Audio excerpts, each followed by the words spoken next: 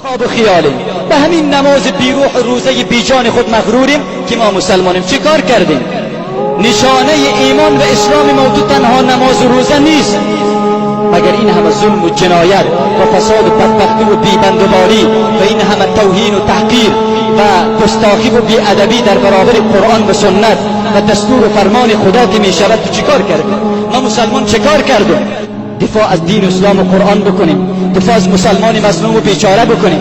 دل ما خوش است که مسلمانیم، دل ما خوش است. نماز میخوانیم زنا میکنیم، نماز میخوانیم قمارم میزنیم، نماز میخوانیم شرابم میخوریم، نماز میخوانیم سودم میخوریم، نماز میخوانیم رشوه ستانی هم میکنیم، نماز میخوانیم دروغ هم میگیم، نماز میخوانیم غیبت هم میکنیم، نماز میخوانیم توهین و تحقیر هم داریم، نماز میخوانیم پدر و مادر آزار میدیم، نماز میخوانیم همسایه را آزار میدیم، نماز میخوانیم مسلمان را آزار میدیم، نماز میخوانیم چل و نیرنگ و فریب داریم. بازم دل ما خوش از مسلمانیم. شرم به این مسلمانی که ما داریم. مگر نماز امیر از ما تو میخواهد؟ روزه رمضان امیر از ما تو میخواهد؟ ایمانی که ما تو اقرار میکنیم امیر از ما تو میخواهد؟ کلمه لا اله الا الله محمد رسول الله همین بی حیایی و بی بندوباری از ما تو میخواهد که ما دل ما خوش از افتخار هم میکنیم. خود از همه کرده بیشتر با تقوا و پرهیزگار و پاک جلوه میدیم. شرم به این مسلمانی که ما داریم، افسوس به این مسلمانی که ما داریم.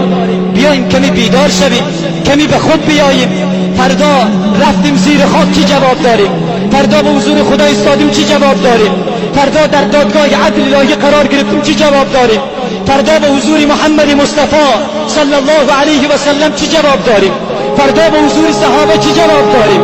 فردا چی دست آورده بزرگ، حالا چی عمل کرده مثبت بزرگ با خود داریم که در میدان عدل الهی، در میدان محشر با سر بلند، با رنگ و روی سرخ به حضور الله بایستیم که یا الله، من مردانگی کردم، من شهکاری کردم، من بیداری داشتم، من غیرت داشتم، من مردانگی و شجاعت داشتم، من از مسلمان مظلوم دفاع کردم، از دین تو دفاع کردم، از قرآن تو دفاع کردم، از آیین تو دفاع کردم، از علما و دعوتگرای واقعی دفاع کردم. داریم همینطور یک عمل خالص و ناب، یک عمل بزرگ در زندگیمان. یک کمی به خود بیاییم، یک کمی بیدار شویم از این خواب فریب و غرور. اینقدر با این نمازهای بیروحمان مغرور نباشیم.